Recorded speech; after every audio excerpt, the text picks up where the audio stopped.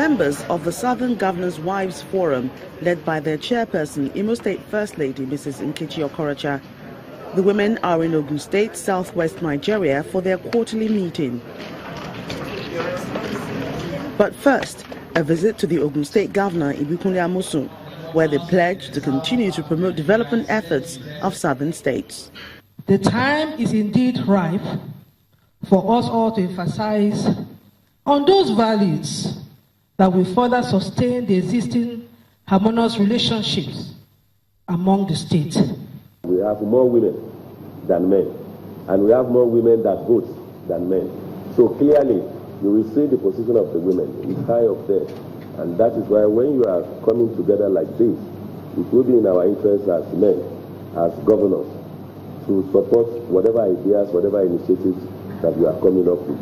Awards were given to the governors' wives for their efforts to empower women and their supporting role to their husbands to develop their various states.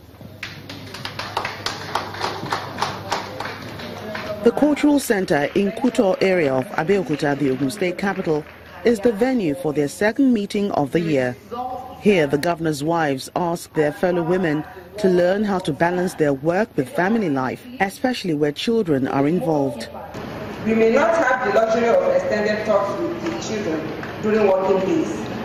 We must at least ensure that before we retire to bed, we hold meaningful discussion with the children on issues that affect them, such as their schoolwork and their welfare. In striking this balance, the women were also challenged not to neglect their lifestyle, career advancement options, and their health. A woman must always fight for social space, for recognition, and even for deserved acclaim.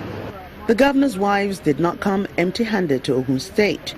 They left behind gifts to further empower women to help them in tailoring, hairdressing, cooking, and other vocations.